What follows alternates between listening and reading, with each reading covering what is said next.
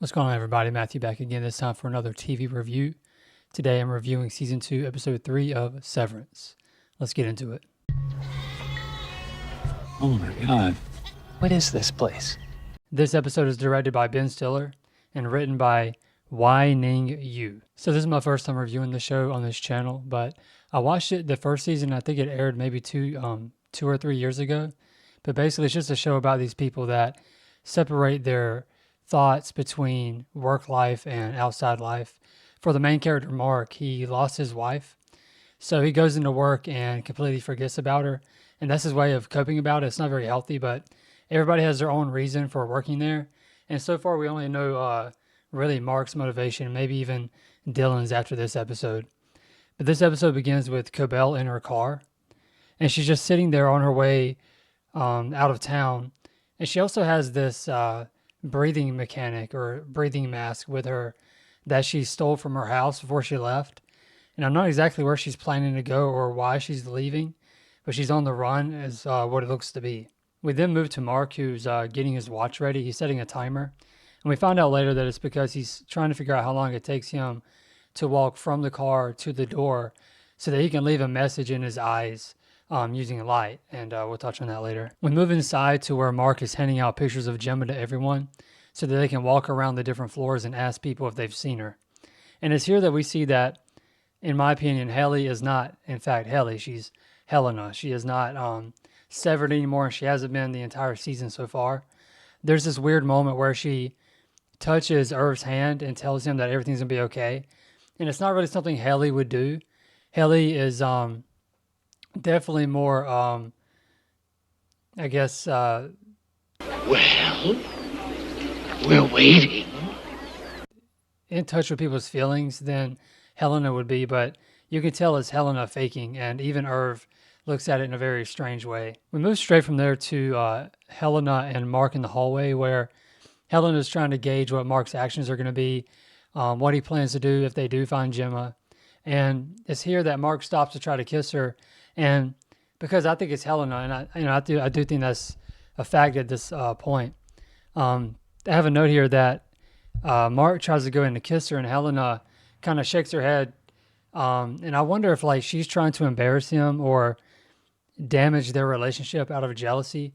We saw from episode, I believe it was episode 2, where she saw Helly kiss Mark, and she almost had an expression of jealousy or some kind of worry, but it makes me wonder because she shakes her head like she doesn't know what he's trying to do, and then smiles at him, and then when he walks away, she keeps smiling. So I wonder if her mind, Mark is just a joke, and she's just jealous that her Innie would actually have what it takes to even attempt at a relationship. So we'll have to see how that goes, but I think that's what it is right now.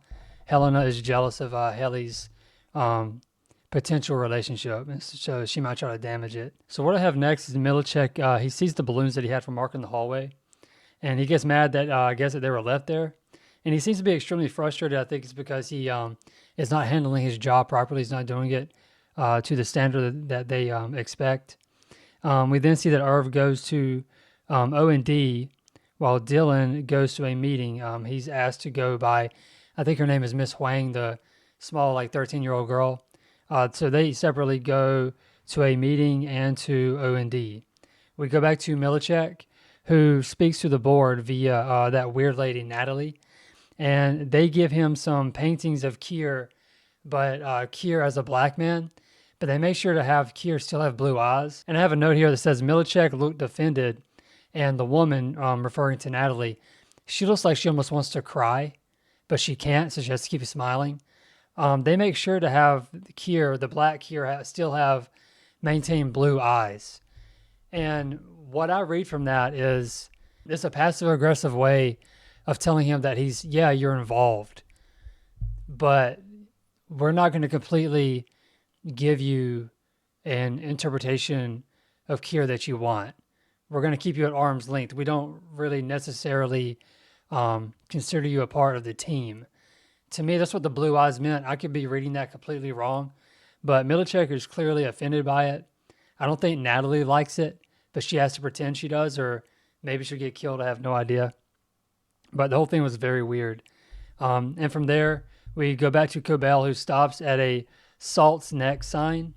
She looks at her oxygen mask again, and then she decides to turn around. From there, we go back to Helena and Mark, and they decide to go through a goat tunnel. And again, you can tell by the way that Helena's acting that it's not Helly. She's really like kind of condescending and smirking, and kind of looks down at every situation. Um, Even the way she talks to Mark is not the same as Helly. And Helly's really adventurous. I don't know if Helly would really mind going through that tunnel as much as Helena did, because there was goat crap in there. But I don't think Helly would really mind that much. From here, they exit into this big room where there's grass and goats everywhere. And they come across this goat lady who's asking them if they're trying to kill her. And they tell her that, no, that's not what's happening. And from there, we go back to Irving, who goes to O&D, and he talks to a lady that I didn't catch the name of, but they both knew Bert, who was the man that Irving likes so much. And they talk about Bert for a little bit. We go back to Helena and Mark, where they're speaking to the goat lady, who's played by the woman from Game of Thrones. I'm blanking on her name at the moment. But she decides to call all the other goat people. They all circle around Helena and Mark, and things continue to get even weirder. Dylan follows Miss Huang to the room where he then meets his wife. And it's here that his wife refers to Mr. Melichek as Seth. And we know before she can tell Dylan who Seth is, Miss Huang cuts in and says that that's not allowed. But we know earlier in a scene in this episode, Natalie referred to Melichek as Seth. So anytime you hear the word Seth, they're talking about Melichek. So his wife tells him that Seth, meaning Melichek, told her that this might be weird. Oh, so Dylan finds out that his Audi is actually a fuck up. He can't maintain a job, and he has 3 kids and cannot maintain a career. So all this time, Dylan was hoping his Audi was some kind of great champion or some kind of great man, and he's not. We'll see how Dylan deals with that in the future. And then we go back to Irv, who's in O&D with that lady. She reveals that the name of that dark hallway with the elevator is called the Express Hall, and that they used to take things there themselves, but recently they've had a man come and get stuff. Who knows what they're taking in that hall? We'll have to find out later. We don't find out in this episode. Let's see. And then we go back to Helena and Mark. Helena, like I said earlier, I'm convinced this is Helena. She holds up a picture of Gemma and demands to know where she is. And I was curious about that because she's acting like she actually cares, and I don't really know why. It's here that when the goat lady comes back into the conversation and Mark tells her, talking about Gemma, says, if it was one of your goats, wouldn't you go looking for it? And I noticed here the goat lady had a strange smirk, a smirk that almost told me that she's not actually severed or crazy, that this is all a game, that I don't think her or anybody else in that room is severed except Mark in that moment. Helena's not severed. I don't think anybody's severed except Mark, and this seems to be some kind of game. And she was very happy to see him make that comparison. I'm not sure why, but I'm sure we'll find out later. Yeah, I have a note here that says Dylan's wife clearly likes his any more, and we finally get to meet Dylan's Audi. He kind of seems real laid back, lazy almost, not really engaged in life, just kind of checked out. And maybe that's why she likes his any more, because he seems to appreciate his children and appreciate her more than the Audi Dylan. We then see that Natalie has gone to Rickon's house to discuss the book. I believe it's called the UUR, and how they want a new copy for the Innies inside of Lumen. And Natalie here is very weird. She smiles a lot, and I almost wonder if she's even in full control of her brain, or if she's being operated and is really asking for help from the inside of her head.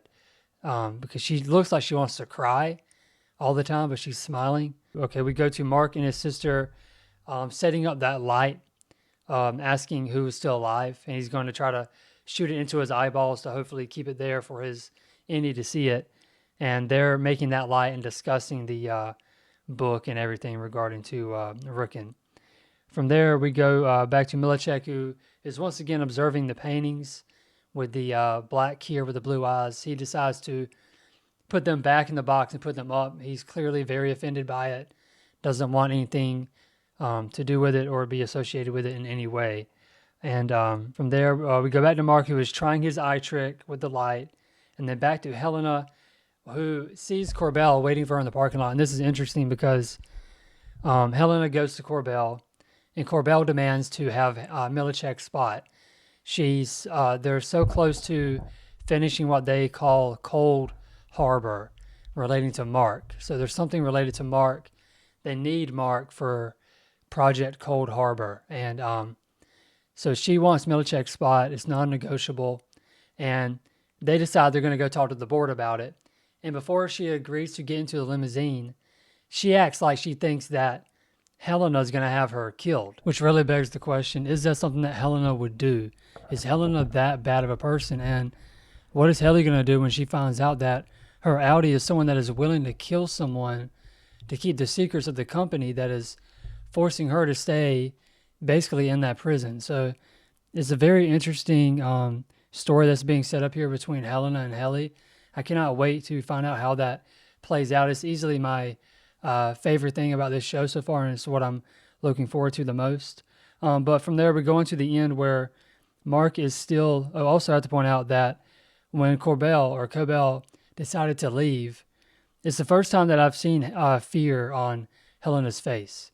She's genuinely afraid of the knowledge that Corbell has. So we'll have to see what goes on there between Helena and Corbell. Is Helena going to try to kill Corbell? I don't know. We'll have to see. But then we move on to the end where Mark is still trying to burn that message into his eyes.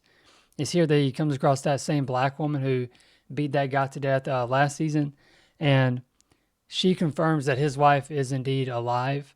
He freaks out as one would, and then immediately decides to agree to the reintegration process, which is where both of the Indy and Audi come back together and they'll know this each other's story. So he goes to his basement with her, and they have that operation, if you want to call it that. And then he is reintegrated, and then cliffhanger. That's how the episode ends. But very good episode. 10s across the board. I have no problem with this show so far. With as mysterious as everything is, you cannot really tell if things are being properly set up. But so far, everything's great. The writing's great. I just can't wait. I love that it's being released week to week and not all at one time. It gives us all something to look forward to and talk about throughout the week. But that's my review and overview of Season 2, Episode 3. Let me know if there's anything that you disagree with or agree with in the comments. Let me know what I got right or wrong. Please hit that like button, subscribe, and we'll catch you guys next time. Take it easy.